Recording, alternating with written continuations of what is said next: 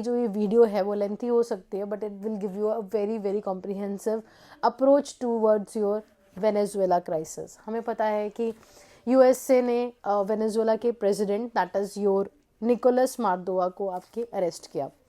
अब बहुत सारे लोगों को पता, बट आप लोगों को पता है कि व्हाट इज़ दिस ऑपरेशन, नाम क्या था? That is given by your USA, that is your absolute resolve. So guys, वैसे ही ना छोटी छोटी चीज़ें आज हम लोग डिस्कस करेंगे। आई स्टिल रिमेंबर जब 2011 में I was reading the current affairs, तो ये उस टाइम पे भी मुद्दे में था, Venezuela always into the crisis. यहाँ पे इन्फ्लेशन कई बार बहुत ज़्यादा हाई चली जाती है, और यहाँ पे ना डच डिजीज़ भी बोलते हैं हम इसको, कि इनको डच डिजीज़ है।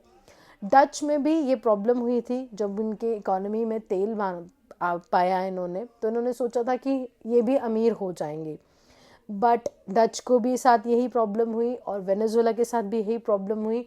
उन्होंने अच्छे से चीज़ों को, रिसोर्सेज को यूज़ नहीं किया, और अल्टीमेटली उनकी इकोनॉमी क्रैश डाउन कर जाती है। और वेनेजुएला में तो हम तो कितना ज़्यादा देखते हैं कि हमेशा inflation is on the peak.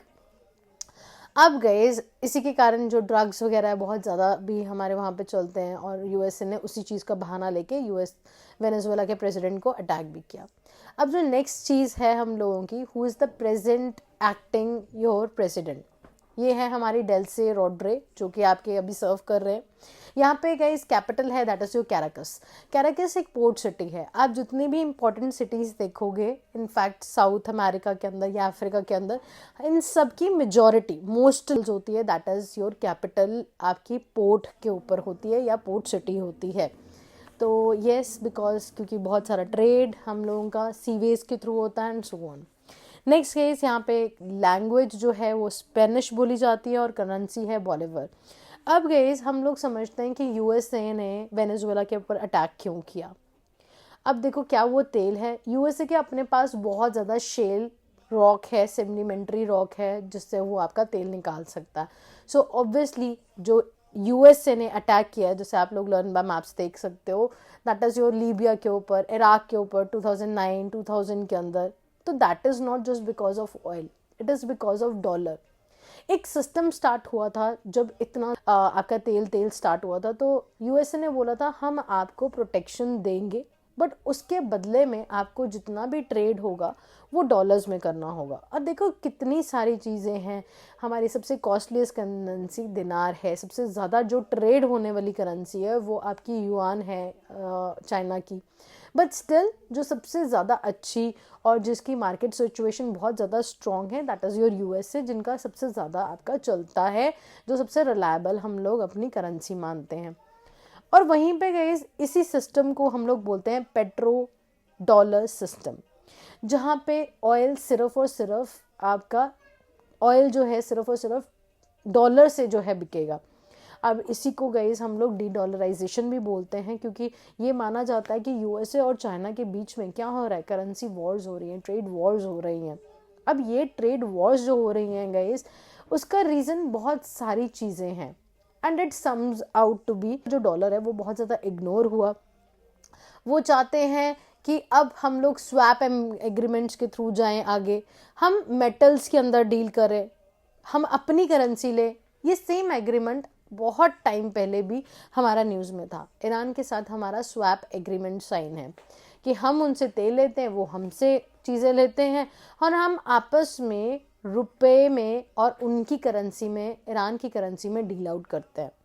So this is a one thing है जिसको हम स्वैप बोलते हैं, जहाँ पे हम डॉलर को निगलेक्ट करते हैं, और जिसकी वजह से ओवरऑल देखा जाता है आजकल यूएस की इकॉनमी ठीक नहीं है। इसीलिए तो ट्रम्प जी हमेशा मुंह फैला के रखते हैं, हम लोगों को पता है। अभी पीछे जैसे उन्होंने पीएम को इतना सब कुछ बोला। So why this is because it is because कि यूएस की इकॉनमी बिल्कुल भी ठीक ठाक नहीं चल रही है, अभी उनका मुंह बना हुआ है। तो गाइस, नेक्स्ट है हम लोगों का that is metal system. Metal system या मेटल इकोनॉमी क्या है? इस मेटल इकोनॉमी एक ऐसा माना जाता है कि हम लोगों को जो ट्रेड है किसी की करेंसी में नहीं करना चाहिए, हम लोगों को मेटल्स में करना चाहिए। और ये कौन लेके आ रहा है? Obviously China. चाइना भी बहुत ज़्यादा अच्छा तो है नहीं चीज़ों को लेके। अगर वो यूएसए को नहीं सोचता कुछ, तो कल दिन को वो इंडिया के ऊपर भी ऐसे कुछ अटैक कर सकता है।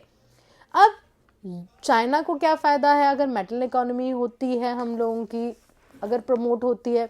चाइना में सबसे ज़्यादा रेयर अर्थ मेटल्स मिलते हैं, जो कि यूपीएससी ने आपको लास्ट ईयर क्वेश्चन भी पूछा था। Global system of producing the trade and consuming the metals. Metals are the heart of the global economy. अगर हम किसी भी चीज़ को अगर लिक्विड कैश लेते हैं जो हर जगह एक्सेप्टेबल है, दैट इज़ योर गोल्ड। इसीलिए इंटरनेशनली रेट डिसाइड होता है। तभी देखो इतनी ज़्यादा इकोनॉमीज़ में आपके स्टॉक मार्केट्स में अप एंड डाउन इतना ज़्यादा चल रहा है। और आपने देखा ही गोल्ड है उसकी हाइट कितनी ज़्यादा हो चुकी है, सिल्वर कितना ज़्यादा महंगा हो चुका है। अब चाइना इस चीज़ में डोमिनेट करता है तो ऑब्वियसली कल दिन को चाइना डोमिनेट कर सकता है इन चीज़ों पे। भविष्य जो है ना वो सब कुछ आपका मेटल्स के अराउंड ही है। So this is for sure कि जो बोलता है ना कि गोल्ड का प्राइस नहीं जाएगा नीचे या आपका चला जाएगा, सो गाइस इस अनसर्टनिटी पे कुछ नहीं है। अब वेनेजुएला के ऊपर अटैक यूएसए करने का क्या मुद्दा हो सकता है? ये जो एग्रीमेंट्स हो रहे हैं, वैसे ही वेनेजुएला ने एक एग्रीमेंट साइन किया जहाँ पे उनकी करेंसी को डच कर दिया गया, दैट इज़ योर डॉलर्स में नहीं। और यूएस ने बोला तुम तो हमारे नेशन हो, हमारे इतने पास हो, तब भी हमारे खिलाफ जाओगे, ऐसे जस्ट लाइक योर क्यूबा। और यहाँ पे क्या होता है गाइस, उन्होंने अटैक किया और उनको अरेस्ट कर लिया और बहाना मारा किस चीज़ का, दैट इज़ योर डॉलर्स का, दैट इज़ योर ड्रग्स का। अब वेनेजुएला के अंदर ये माना जाता है कि बहुत सारे हमारे गोल्ड डिपॉजिट्स हैं, आयरन डिपॉजिट्स हैं, बॉक्साइड्स है, कोबाल्ट, निकल, बहुत कुछ है गाइस। एंड इसी के अंदर ना हम लोग ये चीज़ देखते हैं, Venezuela is a part of your OPEC nations also. अब ये ओपेक नेशंस में भी ना यही चल रहा है, जिसमें अब अल्टीमेटली ब्रिक्स ने भी ज्वाइन कर लिया। एंड दे वांट कि ये जितनी भी चीज़ें हैं हमारी, जो वर्ल्ड का जितना भी हमारा सिस्टम चल रहा है, वहाँ से डॉलर धीरे धीरे रिमूव हो, because that's not a trustable country.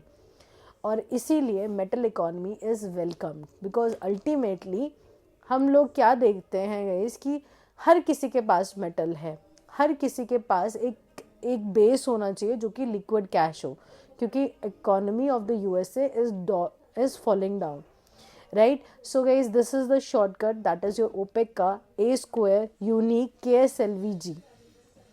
ए से स्क्वायर था बट अंगोला यहाँ पे लीव कर चुका है। फर्स्ट है अल्जीरिया, देन गाइस दूसरा है हम लोगों का UAE, niger, Iran and Iraq, I square है।